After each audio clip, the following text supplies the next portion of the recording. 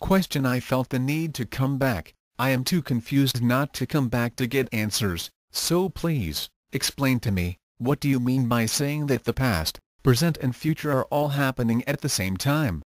How is that possible? Answer: it is actually quite simple. What I just said to you, it was the present as I was saying it to you, but right at this moment, it is the past, and before I said it to you, it was the future. It all happened at once, this too, and this as well. It is so simple. It is funny how simple it is. Question: I can grasp the idea, but how can I use that knowledge to my advantage? How can I turn this information into something that can be a benefit to me as a person? Answer: you don't understand how information works. You don't need to understand all information in order for it to be useful to you. Sometimes information finds you, sometimes you are useful to information. Therefore, you don't need to understand information, you just need to be informed. As you can receive information, information can receive you. You are information. Can you understand that? Question: I am information? No, I can understand it. How am I information? By talking? By thinking? Answer: you are information in itself. What do you think your DNA code is? That is information, is it not? How do you use your DNA data each day? Do you use it at a conscious level? Probably not, as you're not ready to do that right now. You are data, you are information being processed by the universe and by everything in it. You are what you think of what you are, and you are not what you don't think you are. Question: that does sound like I have gone insane. Actually, am I insane? Answer: how would you know if you are insane?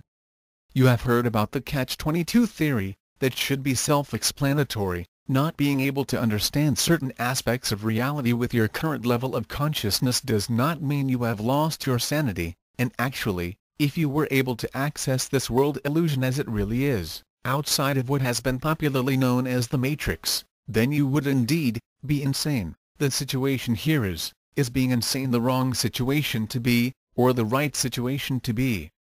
Try to think right now of all of the billions of people who claim to be sane, who they think they are perfectly sane. Could you agree with that?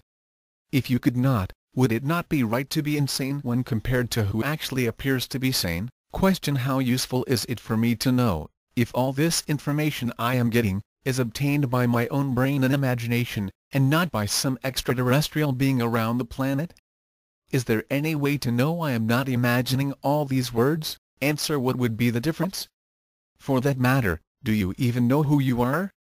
Maybe you are the extraterrestrial brought into the planet to transmit these ideas to other people who are looking for answers just like you? To answer that, no, you are not, but how would you know? What would be the difference? I told you before, you are information, and I am information for that matter. It's like water. Would you not drink water if I told you that water is imagined by yourself? Don't drink it. You know the water is there. You can use it. You can drink it. Does it matter at all whatever I might say to you, when the final result is that the water is useful to you? Would that change the properties of water? It's the same thing. I am around your planet, and I am doing my own plan set I established as part of my own life, which actually implied contacting you at some point. It's all one plan. Question: will you ever show up to me in physical form? Will I ever be able to see you in your actual form? If so, when is this going to be? Answer: yes, of course. As for time frames, I cannot say. You need to understand something very fast. You don't need to know everything with capital letters. Even the fact you are talking to me right now, that doesn't mean I am saying everything you want to hear. I am just saying what you need to hear at this point. I don't have intentions of lying to you at all, but that movie that actually made many people begin their awakening process, The Matrix, gave you a lot of answers right there. You are told what you need to be told when you have to, and the information is for you alone. We will meet indeed, but I don't want to tell you everything. Why would you want to know what you would get for Christmas each year for the rest of your life? Why would you want to ruin all the surprise and fun factors for you? Plus, you keep getting really glum and serious with this. You always forget that fun is a vital element of everything in life. Question: fun? How is fun a part of everything? Answer: is that a real question? How can fun not be a part of everything? You know you don't lead a boring life, you have fun in your life. Yes, There are people in this planet who cannot say that, but it may sound weird to say for them, but they have chosen not to. Fun is an element, fun is life. People barely understand that, though. Another big deception of your current civilization is that fun is a waste of time, and fun is only something to be had in moments of distraction. That's why your current education system is everything but fun. It has been designed by your New World Order people, as you call them, to be as far away from fun as it can be. But things will change in time, and fun will return to its glorious place as fundamental in the education process of future and current generations. Question: October 14th is gone and out, yet I received a lot of information about the day that, somewhat, did not happen. What happened with all that? Answer: realize that back then, it was only your second attempt at establishing contact with me. I gave you a lot more information than you asked me about, and most of the things I told you were not necessarily referring to October 14th itself. The repopulation plans, by no means, were linked to that. I will say it once more, October 14th was never a real date. I feel you don't want to expose anyone or state that anyone was a fraud or a huckster, even though it would be your own entitlement to say whatever you please.